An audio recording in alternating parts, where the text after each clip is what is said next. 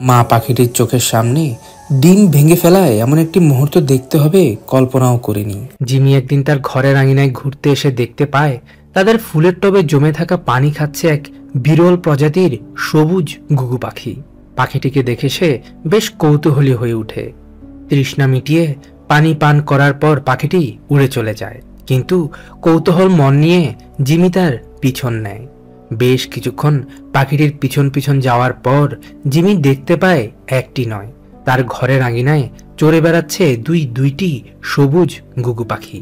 বন জঙ্গল থেকে খাবার কুড়িয়ে মা পাখিটি মুহূর্তেই উড়ে চলে গেল তার ঘরে।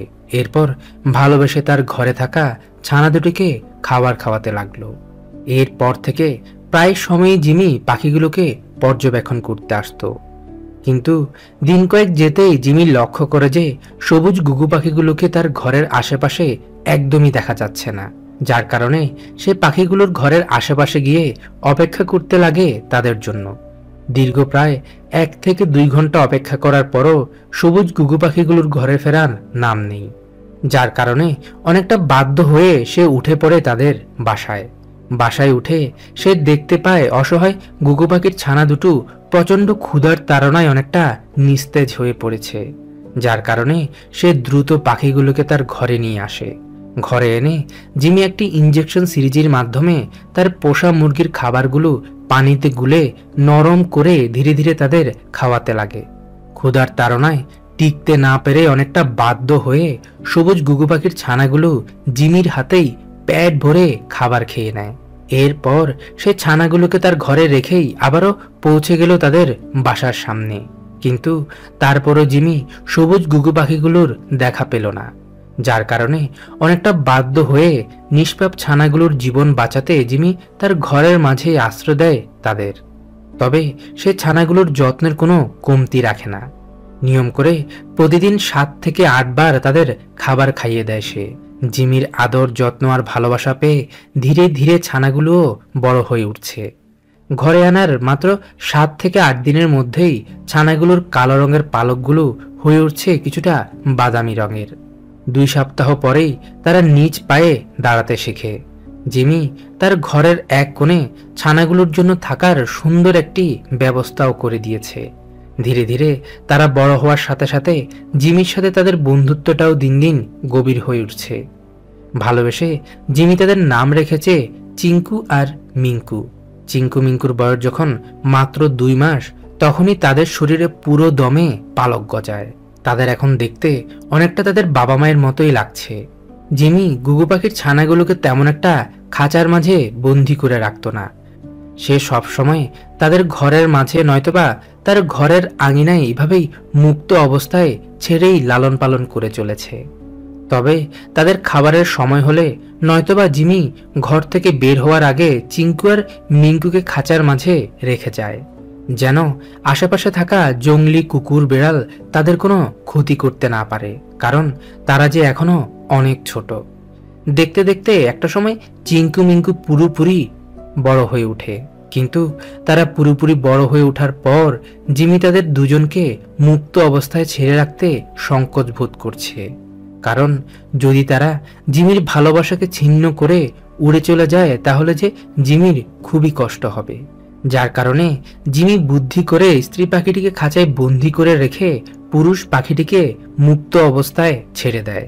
কিন্তু পুরুষ পাখিটিকে অর্থাৎ চিঙ্কুকে ছেড়ে দেওয়ার পরও সে জিমির ঘর থেকে বেশি দূর যায়নি।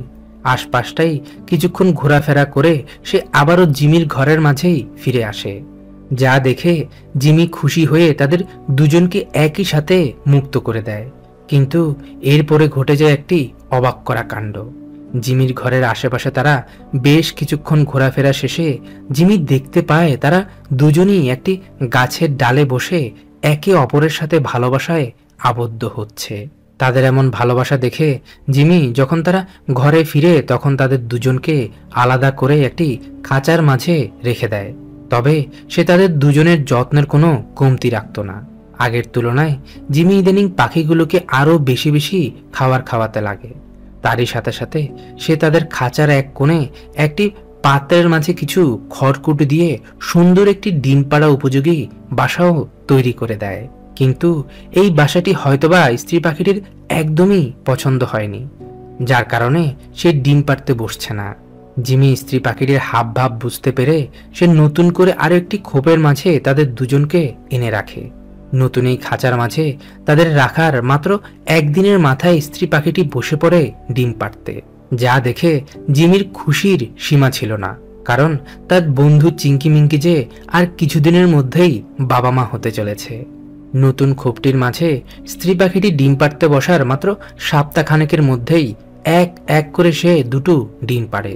তবে এর মাঝে জিমি পাখিগুলোকে একদমই বিরক্ত করত না, কারণ হাজার পোষ মানলেও তারা যে বন্য পাখি, যদি একবার তারা বিরক্ত বোধ করে অথবা ভয় পায় তাহলে যে তারা আর ডিমগুলোতে তা দিবে না। প্রায় 15 থেকে 17 দিন পালাক্রমে চিঙ্কু মিঙ্কু তাদের আদরের ডিমগুলোতে তা দেওয়ার পর হঠাৎ একদিন জিমি দেখতে পায় খাঁচার মাঝে একটি ডিমের খোসা পড়ে আছে, যা দেখে অনেকটা কৌতূহল বশত স্ত্রী পাখিটিকে উঠিয়ে জিমি তাদের বাসাটি পর্যবেক্ষণ করে। পাখিটি তা দেওয়া থেকে উঠতেই জিমি দেখতে পায় সবুজ ঘুঘু পাখিগুলোর ঘরে একটি ডিম ফুটফুটে একটি ছানার আগমন ঘটেছে, যা দেখে জিমি খুশিতে আত্মহারা হয়ে পড়ে। জিমির খুশিতে আপনিও যদি একটু খুশি হয়ে থাকেন তাহলে ভিডিওতে একটি লাইক এবং চ্যানেলটি অবশ্যই সাবস্ক্রাইব করে দিন।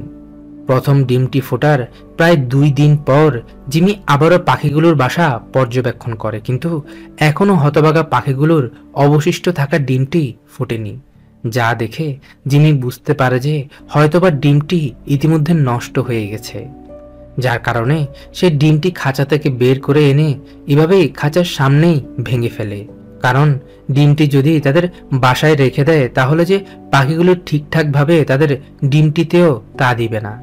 ডিমটি ভেঙে ফেলার কিছুক্ষণ পরেই জিমি তার মায়ের ডাকাডাকি শুনে দৌড়ে এসে দেখতে পায় স্ত্রী পাখিটির মৃত্যু ঘটেছে।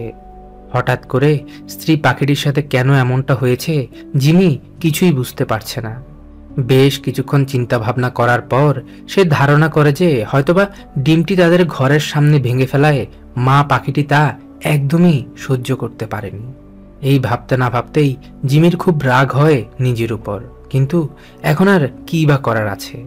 মন খারাপ করে জিমি এবার সিদ্ধান্ত নেয় তাদের ঘরে জন্ম নেওয়া ফুটফুটে ছানাটির যত্ন সে নিজেই নিবে, আর পুরুষ পাখিটিকে সে পুরোপুরি মুক্ত করে দেয় ওই দূর আকাশের বুকে, যেন সে নিজের মতো করে নতুন কোনো সঙ্গিনীকে খুঁজে নিয়ে আবারও নতুন করে তার জীবন শুরু করতে পারে।